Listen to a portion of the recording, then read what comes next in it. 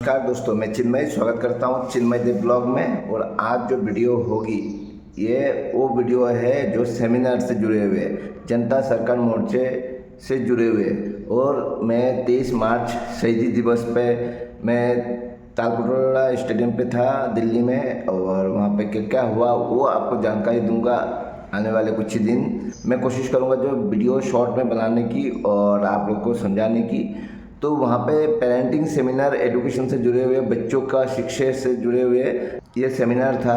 तो मैं तो गया, मुझे बहुत कुछ सीखने को मिला। मैं चाहता हूँ आप लोग भी सीखिए और मैं डेली अपलोड करने की कोशिश करूँगा वीडियो। तो चलिए वीडियो देखिए, समझने की कोशिश करिए क्या समझाने की कोशिश कर रहे हैं और कैसे आप आने वाले पीढ़ी को आप बचा सकते हो, आने वाले पीढ़ी को उच्च शिक्षा दे सकते हो, और जो दुनिया में चल रहा है एक फर्जीवाड़ा उसको आप समझ सकते हो और अपने बच्चों को भी समझा सकते हो। तो चलिए वीडियो में आगे बढ़ते हैं। और चैनल पर नए हैं तो चैनल को जरूर सब्सक्राइब करें और नोटिफिकेशन बेल को। राजा कहा जाता है, उसको एक सूंड में वो फेंक देगा। सब जानते हैं, लोमड़ी से ज्यादा चतुर नहीं है, बाज से ऊंचा नहीं उड़ता, सांप से ज्यादा जहरीला नहीं है, लोमड़ी से ज्यादा चतुर नहीं है, चीते से तेज नहीं भागता। तो जंगल का राजा कैसे हो गया? प्रश्न है।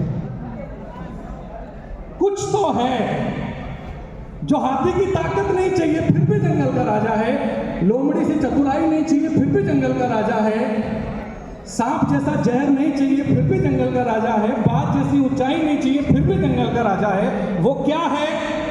उसी कहानी को लेकर के आया हूं जो आज के इस सेशन के मकसद को आप सभी के सामने रखे।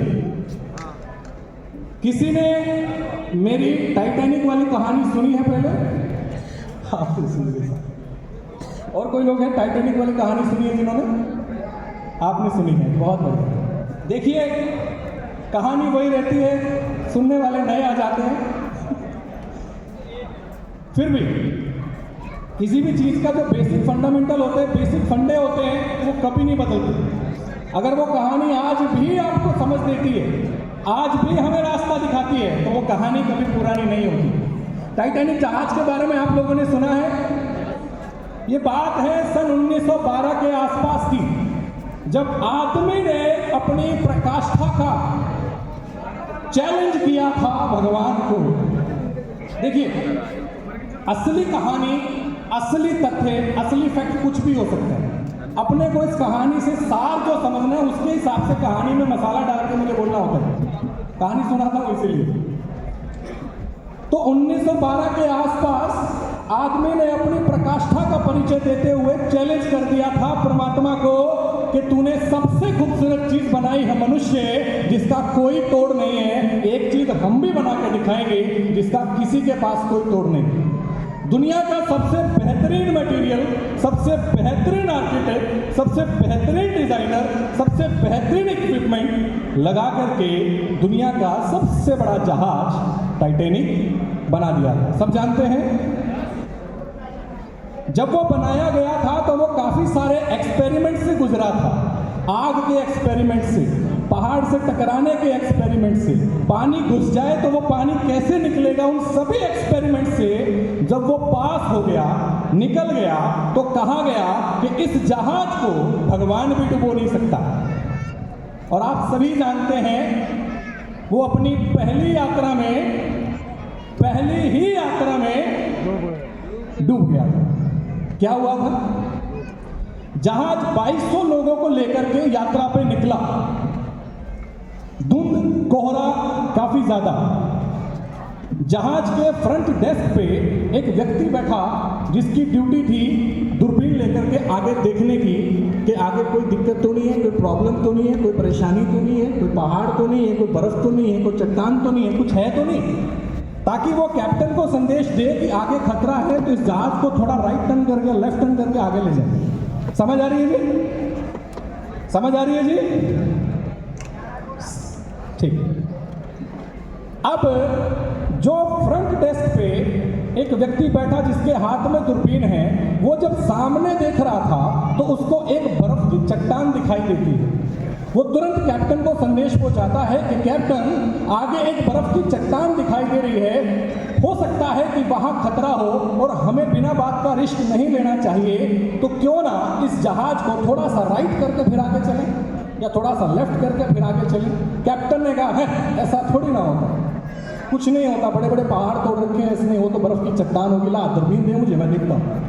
उसने दूरबीन से देखा और हंसने लगा, क्योंकि जहाज 100 फुट बड़ा था और बर्फ की चट्टान 10 फुट की थी। जहाज 100 फुट बड़ा था, बर्फ की चट्टान 10 फुट की, देख के हंसने लगा कि इससे बड़े बड़े पहाड़ तोड़ रखे, ये तो बर्फ की चट्टान है, कोई बात नहीं, चलने दे। लेकिन कुछ देर बाद उसके दिमाग में आया कि नहीं, खामखा रिस्क नहीं लेना चाहिए। तो उसने इंजन में आदेश पहुंचाया कि इस जहाज को इतनी डिग्री पर राइट करके फिर आगे ले चलो।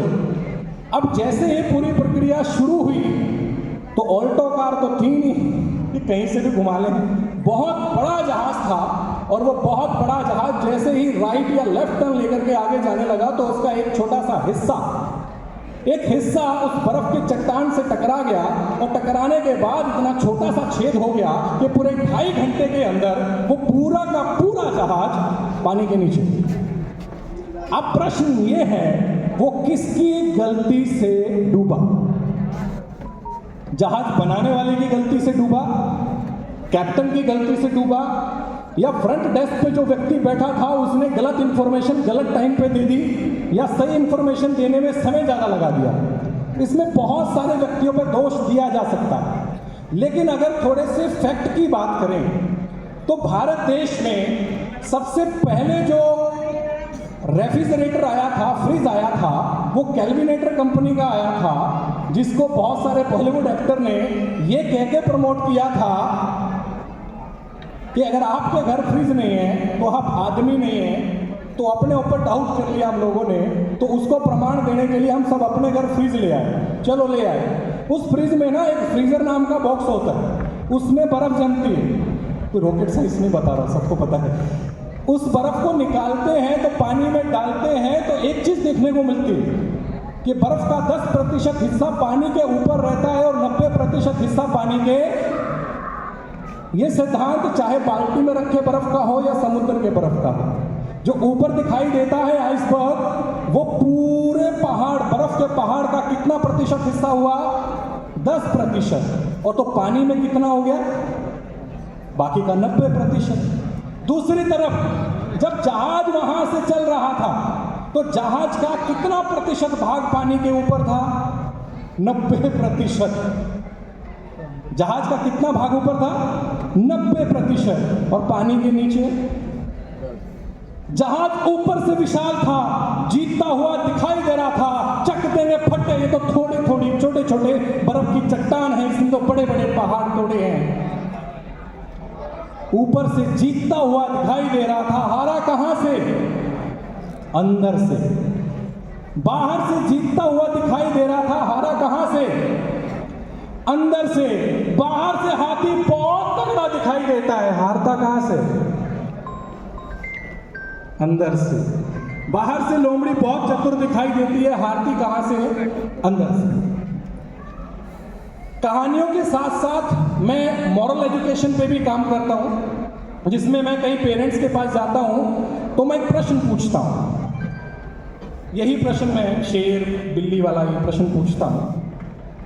तो मैं उनको बोलता हूं कि आप अपने बच्चों के किस हिस्से पे ज्यादा काम कर रहे हैं, बाहर के हिस्से पे या अंदर के हिस्से पे? क्योंकि इस कहानी का जो सार है वो सार ये है कि जहाज की तरह हम भी बाहर के हिस्से पे बहुत मेहनत करते हैं, बहुत मजबूत बनाते हैं। एक थोड़ा सा हिस्सा जो 10% का हिस्सा है वो अंदर का हिस्सा है, उसके ऊपर हम कभी काम नहीं करते हैं और हमेशा वहीं से हारते हैं।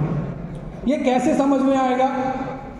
मेरे परिवार में एक लड़का उम्र 24 साल, शादी को हुआ 3 महीने, उसने सुसाइड कर लिया। वॉलीबॉल का इंटरनेशनल प्लेयर, हैंडसम 6 फुट का लड़का, ग्रेजुएट, सुसाइड क्यों कर लिया? क्योंकि वो अंदर से हार गया। बाहर से वो बहुत मजबूत था, बाहर से वो समृद्ध था, एक बहुत अच्छा प्लेयर था, फिजिक्स बहुत अच्छी थी, मेहनत बहुत करता था। काश किसी स्कूल में, किसी क्लास में, किसी टीचर ने उसको पेशेंस की क्लास दे दी होती। मैं कई बार पूछता हूँ मैथ में कितने अंक हैं, बोले इतने हैं। मैं पूछता हूँ साइंस में कितने अंक हैं, बोलते हैं इतने हैं। मैं पूछता हूँ पेशेंस में कितने हैं, तो बोलते हैं इसका तो कोई सब्जेक्ट ही नहीं था, ये तो कोई चैप्टर ही नहीं था, इसका तो कोई टीचर ही नहीं था, ये तो किसी ने सिखाया ही नहीं। अरे जिंदगी भर मैं मशीन बन गया पैसे कमाने की, लाखों रुपए कमा रहा हूं, एक झटका आया जिंदगी में और मैंने सुसाइड कर लिया। बाहर से जीतता हुआ दिखाई दे रहा था, कहां से हारा? अंदर से। यही हमारी जिंदगी, हम बाहर की तैयारी करते हैं और हमेशा हार जाते हैं अंदर से। तो आज इस पेरेंटिंग के इस सेमिनार में उस हिस्से में बात होगी जो आपको अंदर से जिताएगा। पहला विषय तो यही है कि वो विषय कौन कौन से हैं जो हमें अंदर से मजबूत करेंगे, जिसकी वजह से हम अंदर से मजबूत होंगे। दूसरा विषय है उनके ऊपर काम कैसे करना है। उसी के लिए आप सभी पेरेंट्स, आप सभी क्रांतिकारी इस पेरेंटिंग सेमिनार में इनवाइटेड हैं। आगे सचिन भाई अपनी बात रखेंगे।